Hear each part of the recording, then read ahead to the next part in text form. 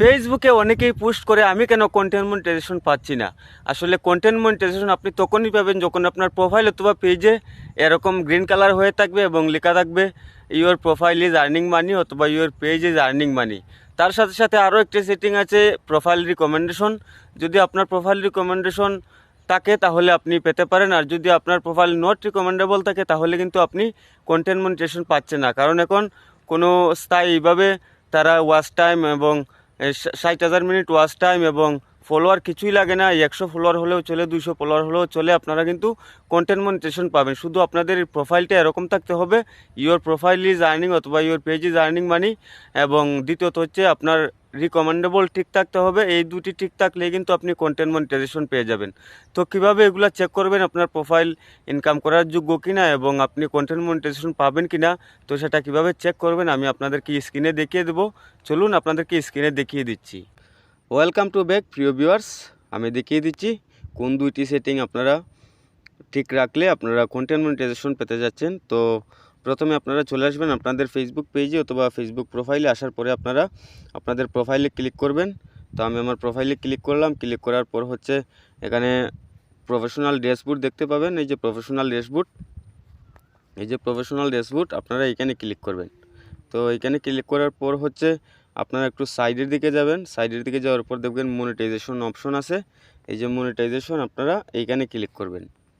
তো আমি এখানে ক্লিক করলাম। এখানে ক্লিক করার পর দেখতেই পাচ্ছেন এখানে লেখা আছে monetisation status, your page is earning money, great job, your page content is earning you money. তো এই অপশনটা প্রথমে দেখবেন আপনাদের আছে কিনা, এরকম সবুজ আছে কিনা এই কালারটা, তাহলে আপনারা এটা ঠিক আছে। তাহলে এবার ভিতরে ঢুকার পরে দেখতে পাচ্ছেন এখানে লেখা আছে your page is active and earning, you currently earning money with our monetisation tool, keep sharing unique and viable content to earn money. তো আপনারা বুঝতেই পারছেন, আপনারা যদি ইউনিক কিছু তৈরি করেন তাহলেই তাড়াতাড়ি পেয়ে যাবেন কন্টেন্ট মনিটাইজেশন। সব কিছু নতুন কিছু তৈরি করতে হবে ফেসবুকের কন্টেন্ট মনিটাইজেশন দখল করতে হলে। তারপর হচ্ছে এটা ঠিক আছে। তারপর হচ্ছে আরও একটা সেটিং রিকমেন্ডেবল, তো সেটাও আমি দেখিয়ে দিচ্ছি। রিকমেন্ডেবলে গেলে তারপর প্রফেশনাল ড্যাশবোর্ডে ক্লিক করলাম। প্রফেশনাল ড্যাশবোর্ডে ক্লিক করার পর হচ্ছে একটু নিচের দিকে যাবে। নিচের দিকে যাওয়ার পর এখানে সি ওয়াল দেখতে পাচ্ছেন, এই সি ওয়ালে ক্লিক করবেন। তো আমি এই সি ওয়ালে ক্লিক করলাম। সি ওয়ালে ক্লিক করার পর একটু নিচের দিকে যাবে। নিচের দিকে যাওয়ার পরে এই দেখতে পাচ্ছেন পেজ রিকমেন্ডেবল, এই অপশনটা হচ্ছে গুরুত্বপূর্ণ। পেজ রিকমেন্ডেশন দেখতেই পাচ্ছেন। তো আমরা এখানে ক্লিক করব। ক্লিক করার পর হচ্ছে দেখুন এখানে লেখা আছে পেজ রিকমেন্ডেশন। যদি আপনার এটা ঠিক না থাকে তাহলে লেখা থাকবে পেজ ইজ নট রিকমেন্ডেবল। তো এই দুটি সেটিংই হচ্ছে আসল ফেসবুকে।